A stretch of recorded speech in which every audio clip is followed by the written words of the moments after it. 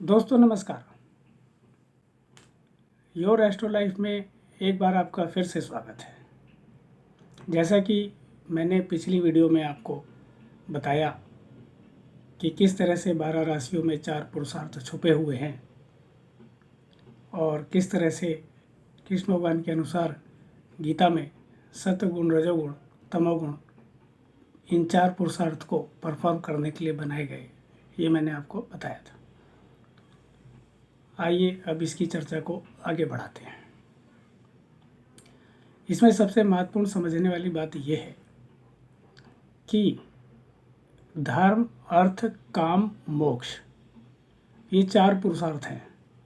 संसार की सभी जीवात्माओं के कर्म इन्हीं 4 पुरुषार्थ में बांधे गए हैं। इन 4 पुरुषार्थ से अलग कुछ भी नहीं है। इसी तरह से कृष्ण भगवान ने गीता में ये बताया कि उन 3 गुणों के अलावा और कोई गुण भी नहीं है। तो ये हमारे लिए बड़ा आसान हो गया कि हम इसको इसी तरीके से अगर समझें तो हमें इस जीवन की सारी कहानी समझ में आ सकती है कि कहाँ से शुरू हुई और कहाँ ख़त्म होनी है। तो इसलिए हम सबसे पहले काल पुरुष की कुंडली में जो पहला त्रिकोण है धर्म का 1, 5, 9, हम उसमें ये समझ लेते हैं कि वो पहला त्रिकोण धर्म का क्यों है। क्योंकि कुंडली में जो 9वां घर होता है, जिसके स्वामी गुरु हैं, वो धर्म का घर होता है, धर्म का भाव होता है। उसके मालिक गुरु हैं, जो देव गुरु बृहस्पति हैं, जो देवताओं के गुरु हैं। वो देवता जो हमें सारे सुख, समृद्धि, साधन, ऐश्वर्य देते हैं, उन देवताओं के गुरु जो बृहस्पति देव हैं, वो कुंडली के 9वें घर के मालिक हैं। इसीलिए बहुत से ज्योतिष ये कहते हैं कि सारे सुख तो गुरु ही देता है।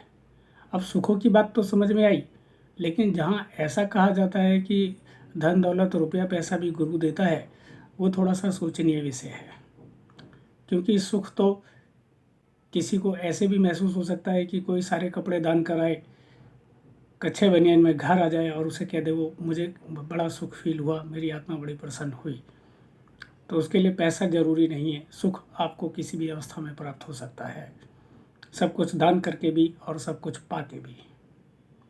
तो सुख की परिभाषा तो गुरु ही बताएंगे कि कब किसके लिए कौन सी चीज़ कल्याणकारी है, कौन सी चीज़ धर्म सम्मत है, धर्म के अनुसार वो ठीक है या नहीं, ये तो गुरु ही बताएंगे।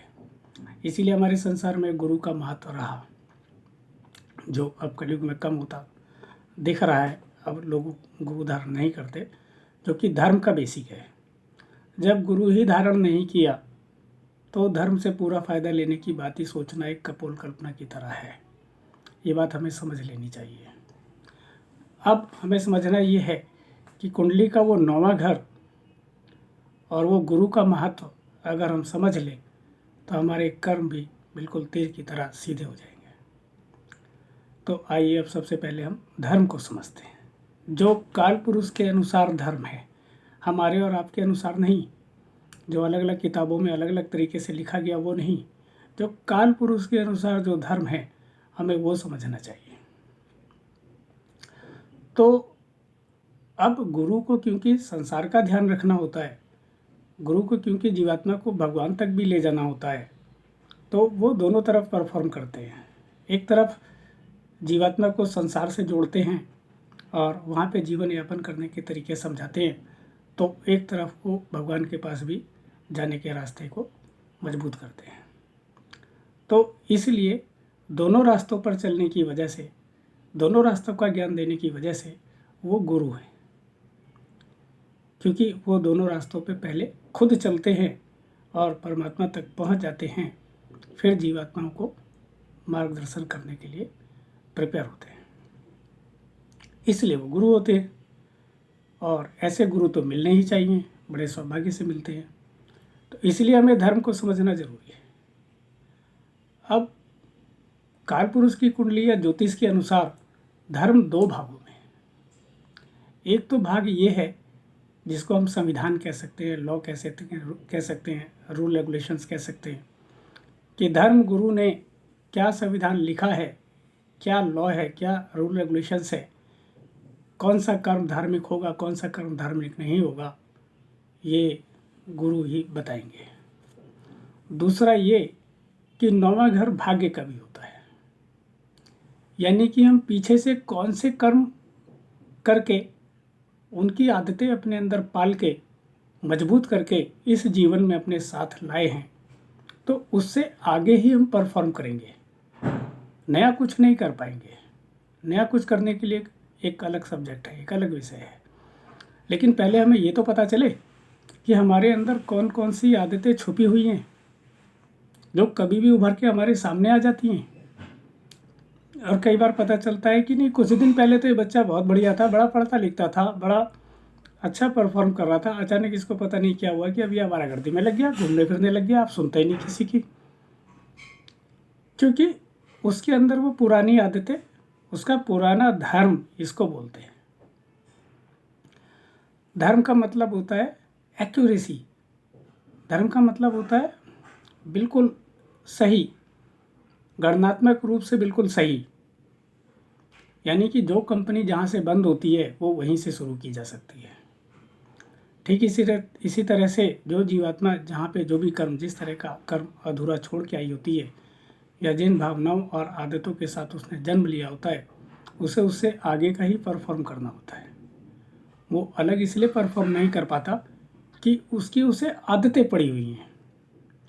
जब किसी भी जीवात्मा का स्वर्गवास होता है या जन्म होता है तो उसके सिर पे इतनी बुरी तरह से चोट लगती है कि उसकी जो बाकी सोच समझ बुद्धि और कर्म होते हैं वो तो सब हवा हो जाते हैं, केवल आदतें मजबूत होने की वजह से बाकी रह जाती हैं।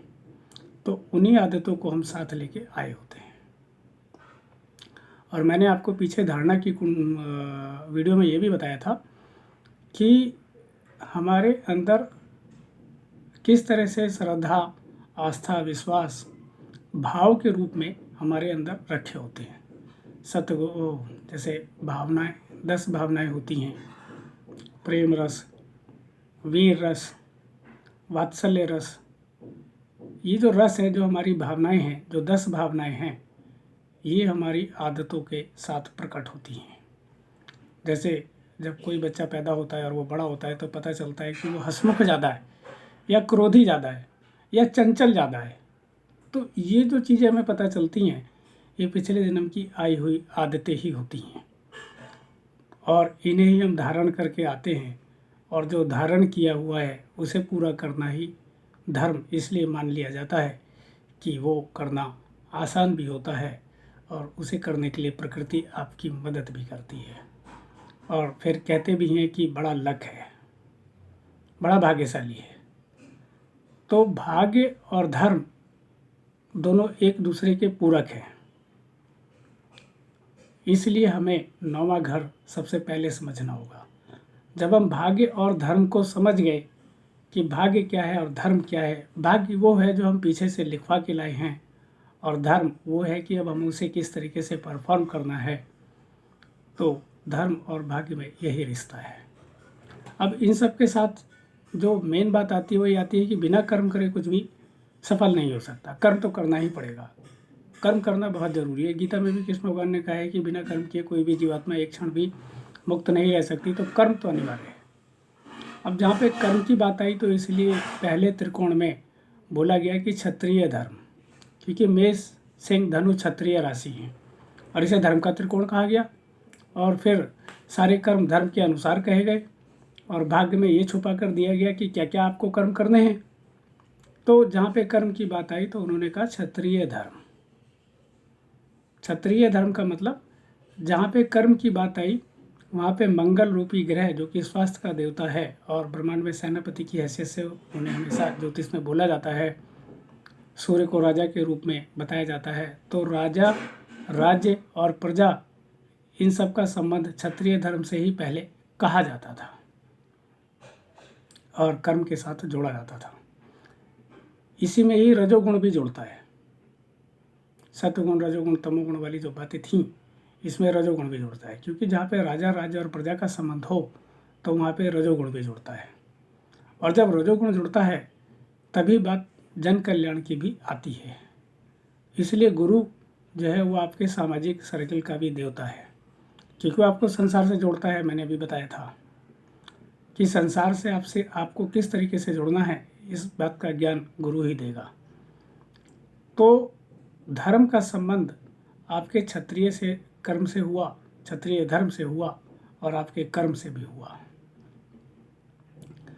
तो जहाँ पे मेष राशि पहला घर स्वास्थ्य का है, सिंह राशि पांचवा घर बुद्धि का है, धनु राशि नौवां घर धर्म का है, तो ये हमारे क्षत्रिय धर्म रूपी कर्म को, यानी कि धर्म को, पहले पुरुषार्थ को पूरा करने का सही मार्गदर्शन देते हैं। अब अगर इसके स्वामी को देखा जाए तो वो सूर्य, मंगल और गुरु है। ये धर्म का और क्षत्रिय धर्म का पहला त्रिकोण है। इसमें 3 भावनाओं को सबसे ज़्यादा मजबूत माना जाता है। पहला न्याय अन्याय के अनुसार कर्म, जन कल्याण के अनुसार कर्म, जन कल्याण की भावना के अनुसार कर्म और धर्म के अनुसार कर्म। तभी वो कर्म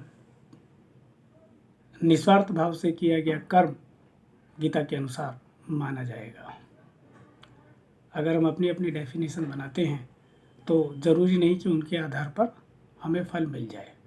वो हम अपने सुकून और शांति के लिए तो बना सकते हैं, लेकिन काल पुरुष यानी कि भगवान शिव के पुत्र काल, महाकाल का हिस्सा काल, वो तो अपने नियमों के अनुसार ही फैसला लेगा कि उसको कब कोरोना लाना है, कब भूकंप लाना है, कब महामारी लानी है। वो अपने अनुसार ही फैसला लेगा, किसी से पूछता नहीं। तो इसलिए हमारी डेफिनेशन उस वक्त काम आएंगी या नहीं आएंगी, ये हमें सोचना है। तो इसलिए दोस्तों, ये पहला त्रिकोण मैंने आपको स्पष्ट किया कि किस तरह से ये क्षत्रिय धर्म रूपी कर्म न्याय अन्याय, जन कल्याण और धर्म की भावना से जुड़े हुए हैं। मंगल, सूर्य और गुरु इसके स्वामी हैं। अब इसमें अगर हम धर्म को ज़्यादा महत्व देते हैं तो गुरु हमारा गवर्न प्लेनेट हुआ। हम स्वास्थ्य पे बहुत ज़्यादा ध्यान दें तो मंगल हमारा लॉर्ड हुआ, और अगर हम बुद्धि पर ज़्यादा जोर देकर कर्म करें तो सूर्य हमारा गवर्न प्लेनेट हुआ। इस तरह से हम इसको समझ सकते हैं। अब इसमें सत्वगुण, रजोगुण के, तमोगुण के अनुसार अगर हम समझें तो गुरु सत्वगुणी है, सूर्य रजोगुणी है और मंगल तमोगुणी है। तो इस आधार पे हम ये समझ सकते हैं कि कब हमारे ऊपर किस ग्रह का ज़्यादा प्रभाव है और हमारे अंदर कौन सा गुण जागता है, किस गुण के आधार पर हम काम करते हैं। तो दोस्तों, इससे आगे की व्याख्या अगली वीडियो में करते हैं। धन्यवाद।